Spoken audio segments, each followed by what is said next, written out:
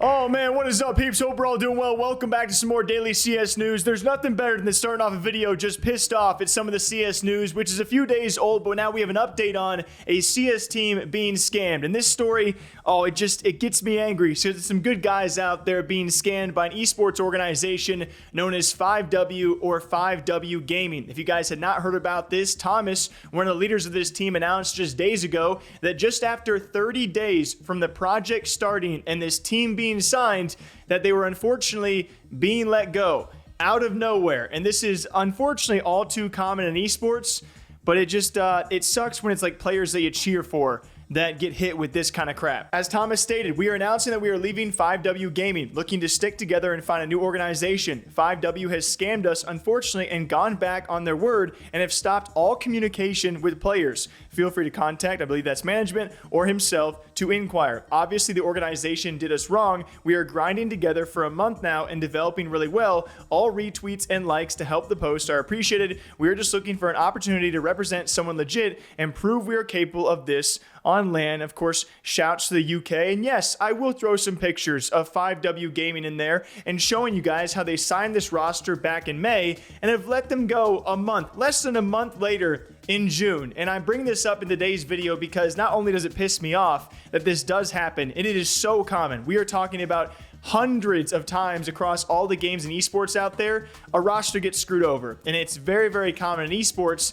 And Thomas had an update today as well, where unfortunately, and I don't know for exactly what reasons, when you drag a roster on for this long without opportunities, obviously some guys are going to go and seek it on their own, or maybe they already have offers, where he announced that they're no longer staying together as that 5-man because they couldn't keep it all together.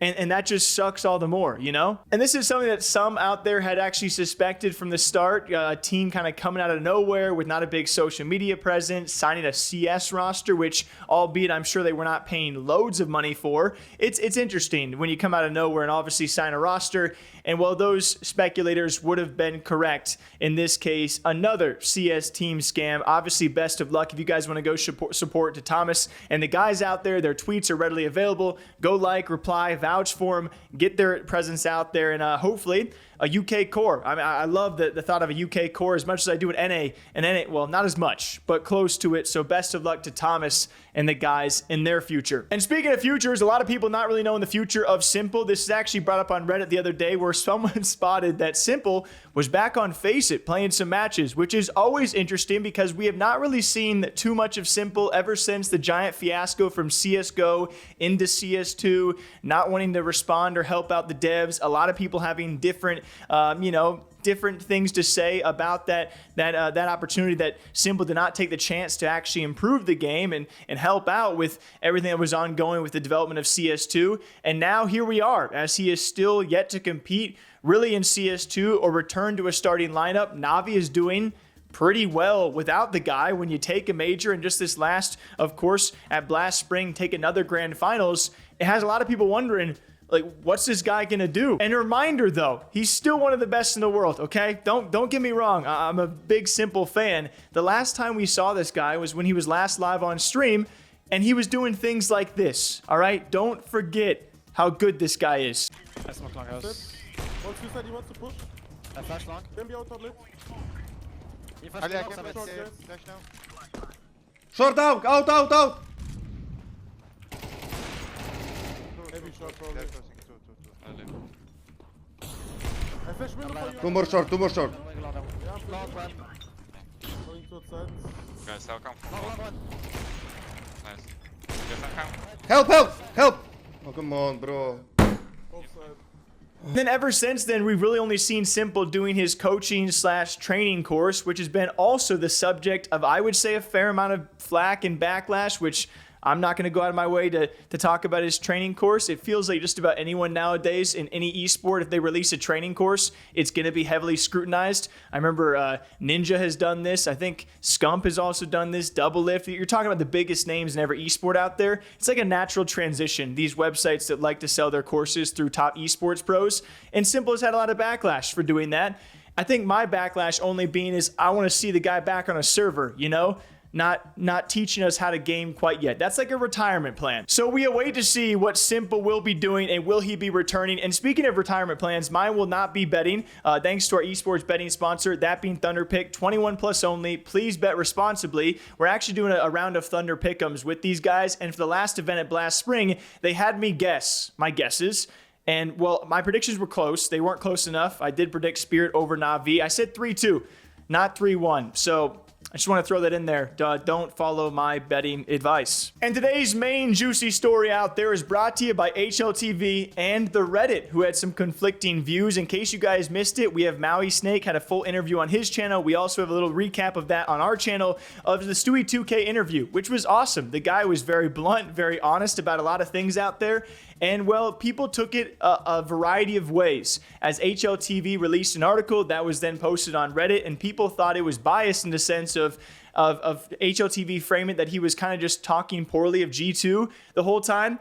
Where let me sum something up. I could be wrong here, guys. I'm genuinely curious what you think about this. But when it comes to the CS fan base and the CS audience on any side, I feel like people take things extremely seriously. I'm not even taking HLTV or Reddit side on this individual topic, but it feels like people are very, very opinionated and very hard feeling over things that ultimately aren't that big of a deal. And what I mean by that is I read through this HLTV article, and the way they broke it down was a pretty decent summary of what Stewie did say. You know, his compliments towards Mauisnake, him not knowing some of the players, being an old guard player returning for the first time in several years, him complimenting Taz, but also having some things to say about Taz's coaching ability and the environment that G2 was in. These are all things that the guy did say in his interview with Maui. Like, everything they referenced was stuff he did say, although yes, he was very complimentary at times at people like Mauisnake or for Nico or for G2 in general for giving him the opportunity.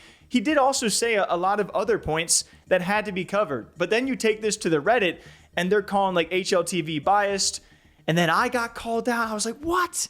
No, come on. Like, all I really cared about was the fact that Stewie said he didn't know Mauisnake or Donk. That was the funny part to me.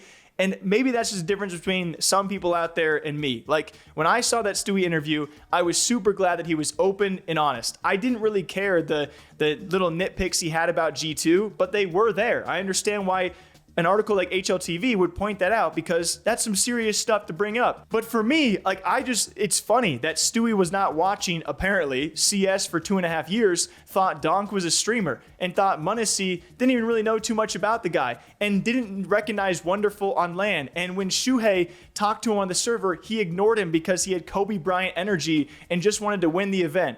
That's like the stuff I care about, you know? And I don't want to ramble too long. I know you guys aren't here too much for my voice on this, but like the things that he criticized about G2 had to be talked about, and the other stuff had to be talked about. At the end of the day, it doesn't impact how I think about Stewie at all. Like, people find all these ways to nitpick and like just degrade the guy for being open and honest. It's like he was just having an honest conversation with Maui. We don't gotta take it to the moon and back. I doubt the G2 guys are very offended. And if they are, and they speak about it, that is totally in their right, you know? But if I had to say one thing I was surprised G2 Stu went in on, was when he talked about the environment, you know, almost being an environment where he didn't feel like he could speak up at first. I was a bit surprised he went that much into detail, but I don't think the guy had ill intent.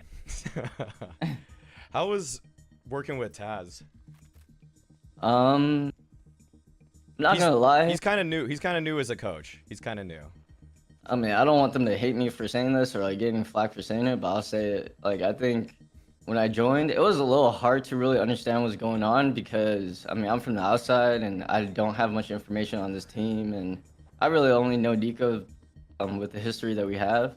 Yeah. And when the first day I got there in practice, like, you can tell not many people are talking. It feels a little tense in here, and like there's not a whole lot of fun going on. And when people go over things, it's almost like a military type vibe, like where you got your general is explaining to you the day, and like he's running down the agenda of the day, and he's providing examples and everything. Everyone's watching, and it's like almost like it's one-man show, and like no one's really enjoying their time here. It kind of feels like a 9 to 5. People are clocking in, clocking out. And I know like the vibes like that, like it's not a real team, and there's gonna be times where people will not say things because they can't, and like they feel like they don't have the room to. So like when there's not like a whole lot of like I guess fun in the air, then like it doesn't really push people to do better or like make them say things that they should be saying. So let me know how you guys feel about those stories. I know the CS community, you guys really enjoy big takes, right? Taking a side of that. That's not me. I'm soft as butter, guys. I just am here for some headlines, and I enjoy the information, and I love when a guy like Stewie, it reminds me of, remember when Cadian went on Onepixel's stream and just told him everything? Like, the dude admitted that he cheated as a kid, you know? Pros should not do that, but he did it, and it made me like him more, even though it was a controversial thing to say. Maybe that's just my 2 cents. But until next time, let me get real close. Let me get as close as I possibly can. I'm really sweaty. It's 95 degrees in this place right now. Thank you all for being my outlet for how I feel about things. I'm glad that we found this nice little small corner of people who I think about things the same way I do, in terms of like, it's not that big of a deal, right? We're just talking about Counter-Strike news. I got no hate for any of these peeps out there. It's just fun to talk about, okay? Thank you all for watching. Till next time, take care of yourselves, and we'll see you back here tomorrow, okay? Ta-ta.